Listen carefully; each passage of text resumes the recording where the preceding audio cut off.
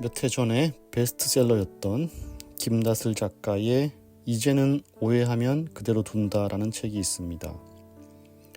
이 책은 사람과 사람의 관계에 있어서 오해나 갈등이 생길 때 어떻게 상처받지 않고 대처하는가에 대한 에세이인데요. 일부를 좀 읽어드리겠습니다. 이제는 오해하면 그대로 둔다. 예전엔 너무 억울해서 하나씩 따지고 바로잡기 바빴다. 굉장히 피곤한 소모성 일이더라. 더는 그러지 않는다.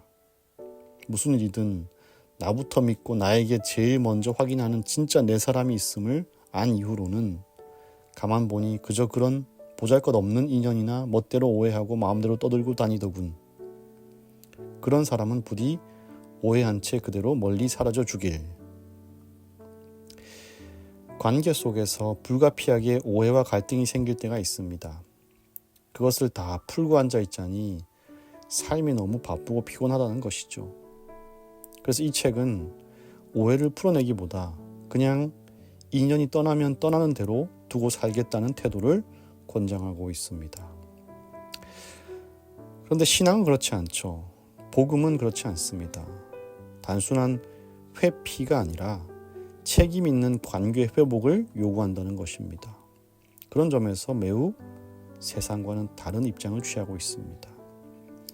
때로는 오해를 풀고 싶지 않아도요, 풀어야만 하는 관계들이 있는 것입니다. 한 번 보면 말 사이가 아니고 책임이 주어지는 관계라면, 특히 교회에서는요, 껄끄럽더라도 서로 노력해서 오해를 풀어나가는 것이 참된 신앙과 복음의 의미라고 일할 수가 있겠습니다. 가장 견디기 힘든 오해라고 한다면 나를 잘 아는 사람에게서 생기는 오해일 것입니다. 부부 간에, 부모 자식 간에, 형제 자매 간에 생기는 오해는 그냥 사라져 주기를 하며 끝낼 수가 없습니다. 어렵더라도 풀어나가야 하고 또 그것이 가족이기 때문입니다. 사람들이 하는 오해 가운데 가장 큰 오해는요, 하나님에 대한 오해일 것입니다. 왜냐하면 하나님을 오해하면 우리는 영생을 얻지 못합니다. 제대로 살아있지 못합니다. 예수님을 믿어도요, 행복하지 않습니다. 그러나 하나님을 제대로 알고 믿으면 성경 말씀대로 이루어집니다. 영생을 얻는 것입니다. 세상이 줄 수 없는 참된 행복을 경험하게 됩니다. 가난해도 행복하고요, 병들어도 행복하고, 심지어 죽음을 앞둔 순간이라도 할지라도 주님으로 인해서 다시 일어서게 됩니다. 오늘 마가복음 6장에 보면요, 사람들이 예수님을 오해합니다. 그것도 낯선 사람들이 아니라 고향 사람들, 친척들, 가족들이 예수님을 오해하는 거예요. 1절부터 3절 읽어드리겠습니다. 예수께서 거기를 떠나사 고향으로 가시니 제자들도 따르니라. 안식일이 되어 회당에서 가르치시니 많은 사람이 듣고 놀라 이르되 이 사람이 어디서 이런 것을 얻었느냐? 이 사람이 받은 지혜와 그 손으로 이루어지는 이런 권능이 어찌 됨이냐? 이 사람이 마리아의 아들 목수가 아니냐? 야고보와 요셉과 유다와 시몬의 형제가 아니냐? 그 누이들이 우리와 함께 여기 있지 아니하냐? 하고 예수를 배척한지라. 예수님의 일거수일투족을 가장 가까이에서 지켜본 사람들이었지만 그들은 잘못된 믿음을 가지고 있었습니다. 이런 걸 보면 몸이 가깝다고 해서 마음까지 가까운 것은 아닌 것 같습니다. 마가복음 3장에 보면요, 어머니와 형제들은 예수님을 심지어 미쳤다라고 얘기합니다. 왜냐하면 예수님이 나는 인자다, 안식일의 주인이라고 말씀하셨거든요. 나는 메시아다라고 하는 선언이었습니다. 그런데 가족들과 친척들마저 그 말씀을 믿지 못하고 미쳤다라고 오해한 것입니다.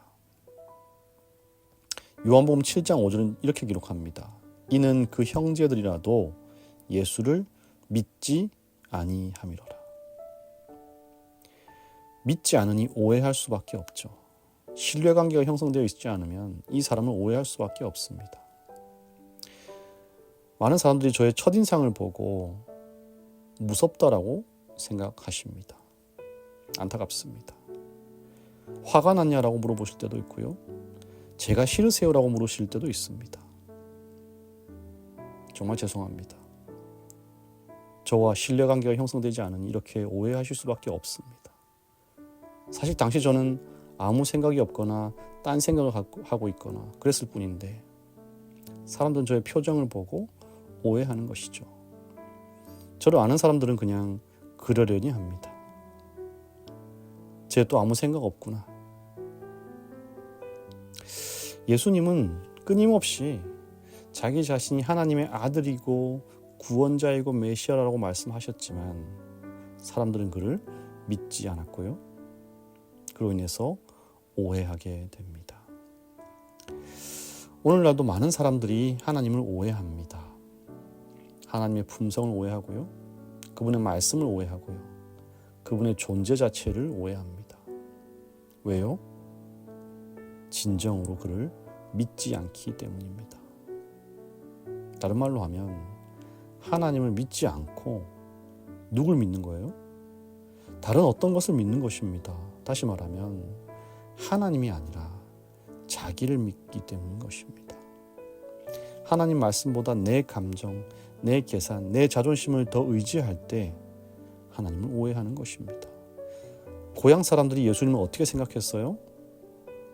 내 가족, 내 친척, 내가 너무 잘 아는 사람이기 때문에 이 사람이 이렇게 회당에서 가르칠 리가 없다라고 믿는 것입니다. 나의 생각으로 이 사람이 어떠한 사람인지를 판단해 버리는 것입니다. 그런 자들에게 예수님이 어떻게 대하시죠? 6장 5절부터 6절에 보시면 거기서는 아무 권능도 행하실 수 없어 다만 소수의 병자에게 안수하여 고치실 뿐이었고 그들이 믿지 않음을 이상히 여기셨더라. 이에 모든 촌에 두루 다니시며 가르치시더라.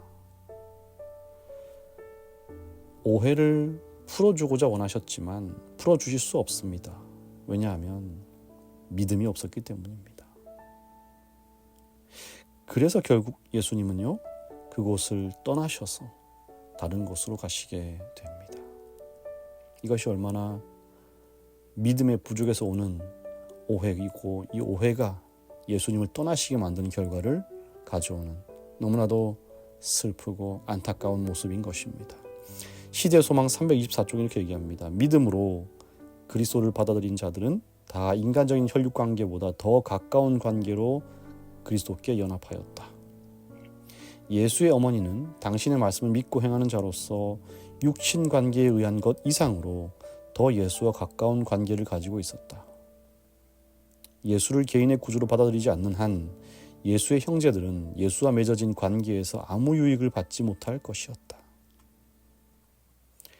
예수님을 믿지 않는 한, 예수님과의 혈육관계 이상으로 뛰어넘지 않는 한 이 형제들은요, 그런 관계에서는 아무런 유익을 얻지 못한다는 것이었습니다. 진짜 가까운 관계는요, 혈육의 관계가 아니라 결국 믿음으로 맺어진 관계라는 사실입니다.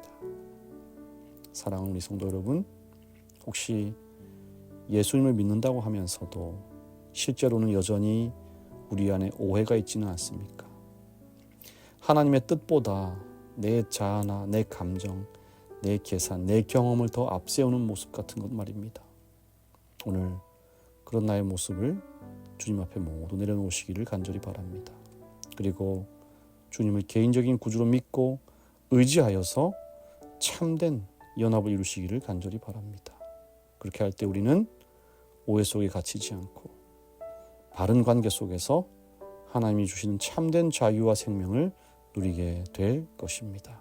오늘 하루도 복된 하루 되시기를 간절히 바랍니다. 감사하신 하나님 아버지, 주님과 참된 연합을 이루기를 원합니다. 그러기 위해서 우리에게 참된 믿음을 허락하여 주시옵소서. 주님을 오해하여 믿음을 저버리지 않도록 성령의 인도에 날마다 나를 맡기게 하여 주시옵소서. 어쩌면 가장 가까운, 고향 사람들에게 괄시와 멸시를 받으셨음에도 불구하고 그들을 저주하지 않으시고 믿기를 바라시고 끝까지 사랑하신 주님의 품성을 따라서 나도 내 가까운 사람들을 소중히 여기고 사랑으로 대하게 하여 주시옵소서. 주님, 민서정 어린이와 함께 하여 주시옵소서.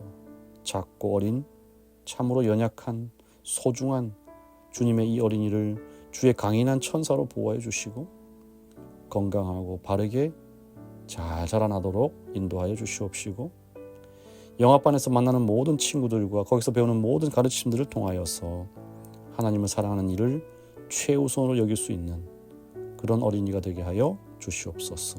예수님의 이름으로 기도합니다.